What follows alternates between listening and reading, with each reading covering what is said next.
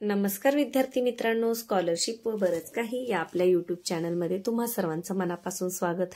आज आपण इयत्ता तिसरीसाठी याच्या अगोदरच्या व्हिडिओमध्ये जी प्रश्नपत्रिका पाहिली होती गणित आणि मराठीची प्रश्नपत्रिका क्रमांक 5, तर तिच्यामधली उरलेली गणितं आज आपण समजून घेणार आहोत।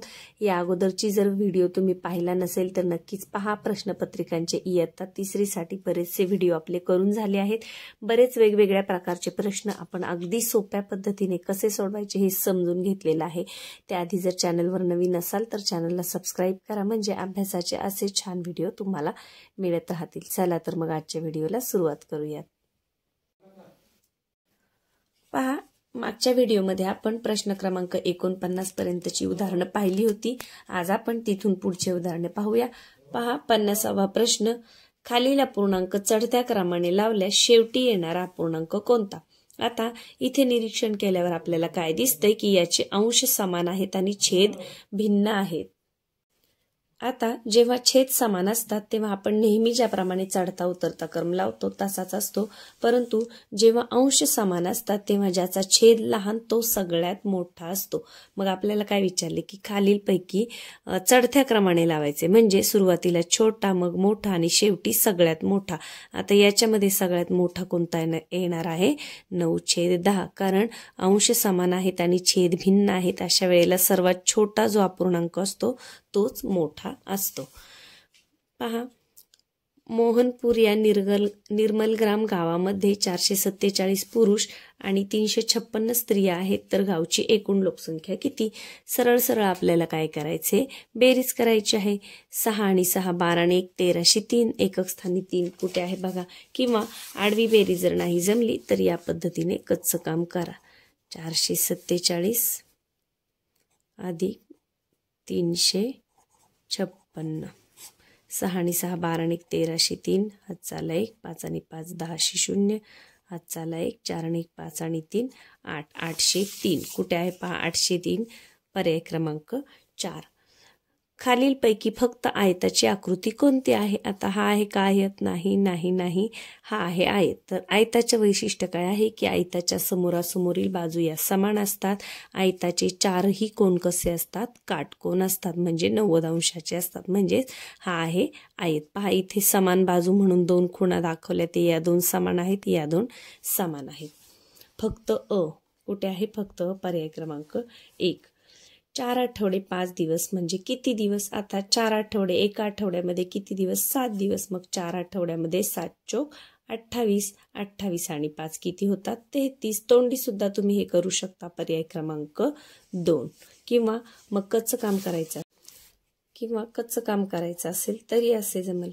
पहा, 7 दिवसांचा आठवडा म्हणून 7 चोक 28 अधिक 5 दिवस दिलेत ना, 8 आणि 5 13 अशी 3, हात चाला 1, 2 आणि 1 3, आलं आपलं उत्तर 33। कुठे आहे पहा? पर्याय क्रमांक 2। 5 3 स्टार, तर स्टारच्या जागी कोणती संख्या लिहावी म्हणजे त्या संख्येला 3 ने निशेष भाग जाईल? आता मागच्या व्हिडिओमध्ये मी विभाज्यतेच्या कसोट्या तुम्हाला सांगितल्या होत्या आणि इयत्ता तिसरीसाठी 3ची कसोटी ही वारंवार विचारली जाते। तर एखाद्या संख्येला 3 ने निशेष भाग केव्हा जातो? जेव्हा त्या संख्येतील अंकांची बेरीज ही 3च्या पटीतील असेल तेव्हा। तर पाहता 5 आणि 3 होतात 8, मग अजून 3 मिळवले, 8 मध्ये 3 मिळवले, 9 10 11 होईल का? जाईल का भाग? नाही जाणार। 11 3च्या पाढ्यात नाहीयेत। 7 ठेवलं तर 7 आणि 3 10 आणि 5 15, म्हणजे जाऊ शकतो। 15ला 3 ने भाग जातो, म्हणजे ब ने जातोय। 1 ठेवलं, 5 आणि 3 8 आणि 1 9, याने सुद्धा भाग जाईल। 1 ठेवलं तर बेरीज 9 येते, 7 ठेवलं तर बेरीज 15 येते। 6 ठेवलं तर 6 आणि 5 11 12 13 14, म्हणजे नाही, 6 ने नाही जाणार। मग 7 आणि 1 ठेवलं तर 3 ने भाग जाईल। 7 ठेवलं तर याची बेरीज 15 होतीये, 1 ठेवलं तर याची बेरीज 9 होतीये, म्हणजे ब आणि क कुठे आहे? ब आणि क, फक्त ब आणि क योग्य, पर्याय क्रमांक 3। अशी 2ची कसोटी कोणती आहे? ज्या संख्येच्या एकक स्थानी समसंख्या असते तिला 2 ने भाग जातो। 5ची कसोटी काय आहे? एकक स्थानी 0 किंवा 5 असेल तर त्या संख्येला 5 ने भाग जातो। पण शक्यतो इयत्ता तिसरीला हीच कसोटी वारंवार विचारली गेली आहे। पुढे पहा, 2.5 किलोग्रॅम साखर 5 जणात वाटली तर प्रत्येकाच्या वाट्याला किती साखर येईल? आता इथे उत्तर किलोग्रॅम मध्ये दिलेली आहेत. 2.5 किलोग्रॅम म्हणजे किती? 5 जणात वाटली आहे म्हणजे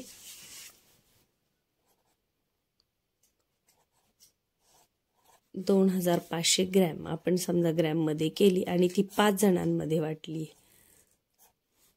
5 5 25 आणि 2 0 म्हणजे 500 ग्रॅम एकाच्या वाट्याला म्हणजे किती? अर्धा किलो. कुठे आहे अर्धा किलो? पहा पर्याय क्रमांक 1. आपण कसं केलं? 2.5 किलो म्हणजे 2500 ग्रॅम केलं आणि त्याला 5 ने भाग दिला म्हणजे 500 ग्रॅम साखर एकेकाला म्हणजे 500 ग्रॅम म्हणजे अर्धा किलोग्राम. पर्याय क्रमांक 1. खालीलपैकी कोणत्या संख्येच्या 4 व 5च्या स्थानिक किमतींची बेरीज सर्वात जास्त आहे?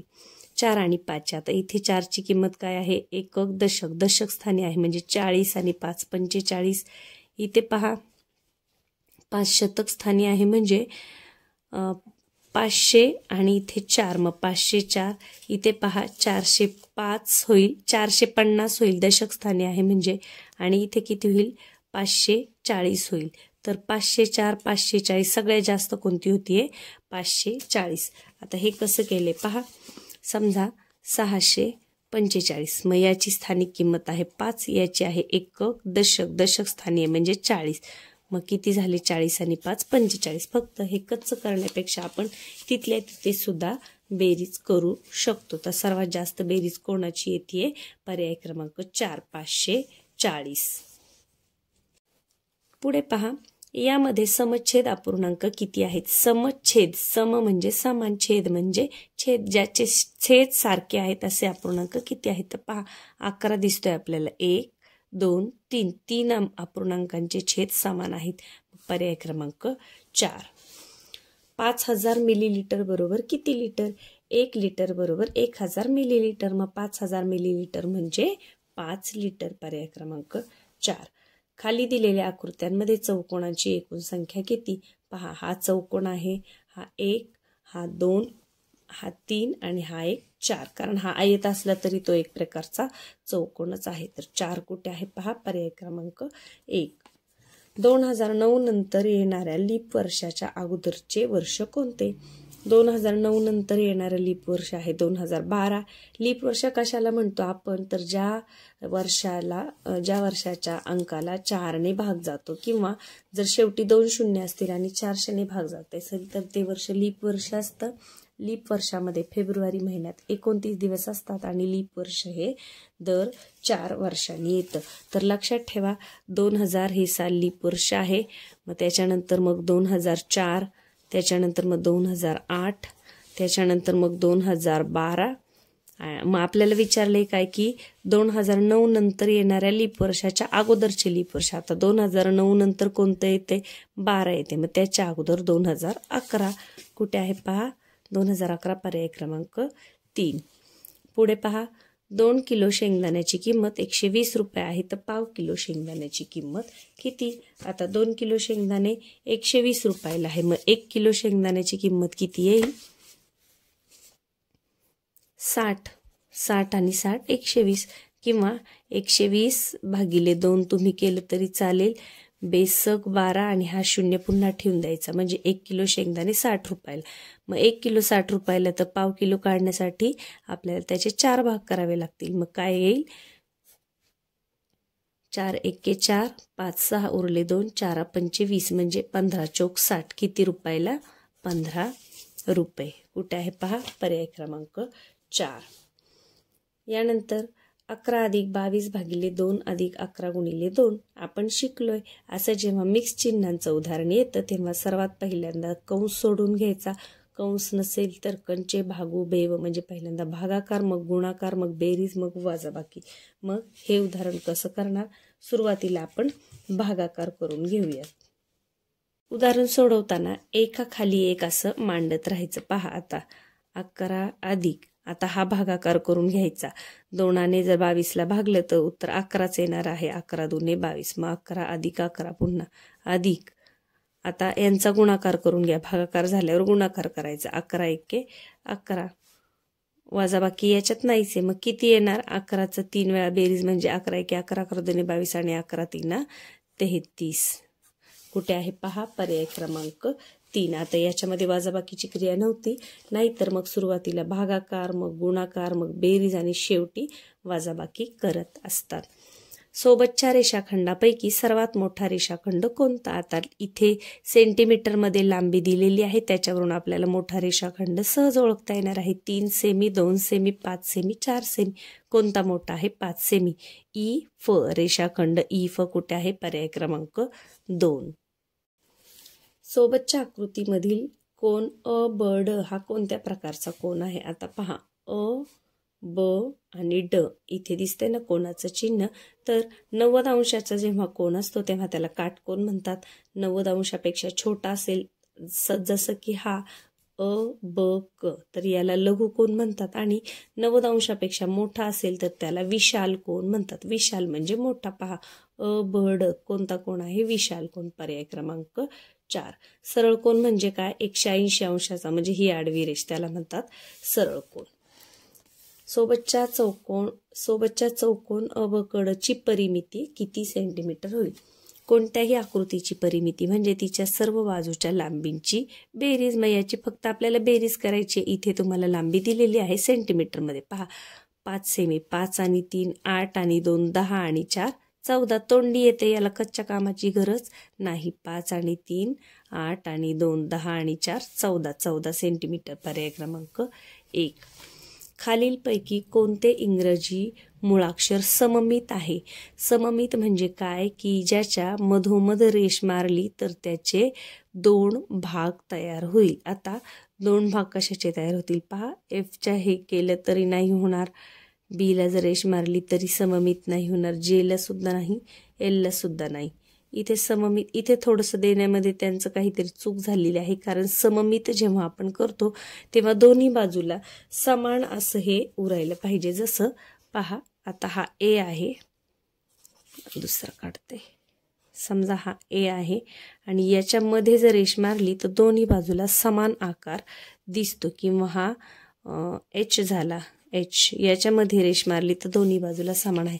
तसं इथे कुठेही मध्ये रेष मारली तर सममित अक्षर तयार होणार नाही, म्हणजे इथे काहीतरी प्रिंटिंग मिस्टेक झालेली आहे. पुढे जाऊया. खालीलपैकी कोणती आकृती बंदिस्त नाही? बंदिस्त नाही विचारले. कधी कधी बंदिस्त आहे विचारतात, कधी कधी नाही विचारतात. तर पहा, ही इकडे उघडी आहे म्हणजे ही बंदिस्त नाही, ही बंदिस्त आहे, ही आहे, आणि ही पण बंदिस्त नाही, म्हणजे अ आणि ड. कुठे आहे अ आणि ड? पर्याय क्रमांक 1. खालीलपैकी कोणत्या भौमितिक आकृतीचा पृष्ठभाग निश्चितपणे चौरस आकृतीच असतो? दंडगोल. दंडगोलाचा पृष्ठभाग चौरस आकृती असण्याचा प्रश्न येतो का? नाही. त्रिकोणाचा सुद्धा नाही. घन आणि इष्टिकाची. ते आता घनचा मात्र पृष्ठभाग जो निश्चितपणे चौरस आकृती असतो, कारण घनाच्या सर्व बाजू या समान लांबीच्या असतात. म्हणजे उत्तर आहे पर्याय क्रमांक 3. एका समद्विभुज त्रिकोणाची परिमिती 19 सेंटीमीटर आहे. त्याच्या समान बाजूंची लांबी प्रत्येकी 7 सेंटीमीटर असल्यास त्याच्या तिसऱ्या बाजूची लांबी किती?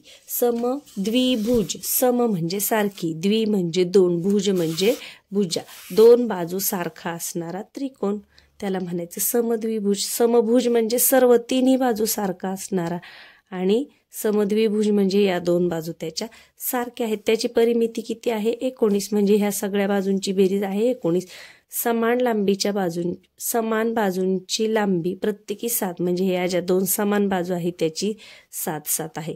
आता या दोन्हीची 7 आहे, 7 आणि 7 14. मग 19 मधून 14 वजा केली की याची लांबी आपल्याला मिळणार आहे. 19 वजा 14 करा, 9तून 4 गेले, उरले 5, 1तून 1 गेला 0, म्हणजे याची किती आहे? 5 सेंटीमीटर. अगदी सोपं आहे. पहा, समद्विभुज म्हणजे 2 बाजू समान असणारा. आपल्याला काय दिली? समान बाजूंची लांबी 7 आहे, प्रत्येकी 7, म्हणजे याची 7 याची 7. मग 7 आणि 7 किती झाले? 14. आणि एकूण परिमिती आहे 19. मग आपण 19 मधून 14 वजा केले आणि आपल्याला तिसऱ्या बाजूची लांबी मिळालेली आहे 5 सेंटीमीटर. पर्याय क्रमांक 1. पुढे जाऊया. 5 सहस्र ही संख्या अंकात कशी लिहाल? आता हा शब्द नवीन मुलांना माहीत, खूप कमी मुलांना माहीत आहे. सहस्र म्हणजे 1000. पहा इथे आहे पर्याय क्रमांक 2. पहिले लोक असे म्हणायचे, म्हणजे एकक, दशक, शतक, हजार, दशहजार, सहस्र, दशसहस्र. म्हणजे सहस्र म्हणजेच काय? 1000. एका शाळेतील 302 विद्यार्थ्यांपैकी 215 विद्यार्थी सहलीला गेले तर शाळेतील किती विद्यार्थी सहलीला गेले नाहीत? म्हणजे इथे काय करायचे आपल्याला? सरळ सरळ वजाबाकी. 302 मधून 215 वजा करा. 302 वजा 215. 302 वजा 215. 2 मधून 5 जात नाही, मग इकडून हातचा घ्यायचा आहे, पण इकडे 0 आहे, इकडून इकडे घेता येणार नाही. मग इथे 2 राहिले, सुरुवातीला हातचा या घरामध्ये द्यायचा, इथे एकावर 0, 10 तयार झाले. मग इकडून पुन्हा शेजारी द्यायचा, इथे 9 राहतील आणि इथे एकावर 2 12 होतील. मग 12तून 5 गेले, 5 आणि 5 10 आणि 2 12 म्हणजे 7 उरले. इथे किती उरलेत? 9. 9तून 1 गेला, 8 उरले आणि 2तून 2 गेले 0. किती आले उत्तर आपलं? 87. 87 विद्यार्थी सहलीला गेले नाहीत. पर्याय क्रमांक 3. पहा, या अशा प्रकारची वजाबाकी जर तुम्हाला येत नसेल तर तुम्ही लक्षात ठेवा काय करायचं आहे. थोडंसं मी व्यवस्थित लिहून दाखवते. 2 मधून 5 जात नाही, मग आपल्याला शेजारून हातचा घ्यायचा, पण शेजारी इथे आहे का संख्या? इथे 0 आहे. मग आपण इथून हातचा घेणार आहोत, पण इथून तो डायरेक्ट इकडे न घेता तो पहिल्यांदा आपल्याला या घरामध्ये घ्यावा लागतो. नंतर इथून 1 कमी करून या घरामध्ये, म्हणजे 3 ने 1 इकडे दिला, मग इथे 10 झाले, इथे 2च राहिले. मग 10 ने पुन्हा 1 इकडे दिला, मग याच्यावर काट मारा, इथे 9 लिहा आणि मग 1 इकडे द्या. डायरेक्ट इकडे 2तून इकडे हातचा देता येत नाही. तर ही वजाबाकी खूप महत्त्वाची आहे आणि ती पटापट करता आली पाहिजे. पुढे पहा, 358 या संख्येतील 8 या अंकाची स्थानिक किंमत व दर्शनी किंमत यांची बेरीज किती? आता 358 मध्ये 8 आहेत एकक स्थानी. आता त्याची स्थानिक किंमत 8च आहे आणि दर्शनी किंमत सुद्धा 8 आहे, म्हणजे 8 आणि 8 किती होतात? 16. पर्याय क्रमांक 1.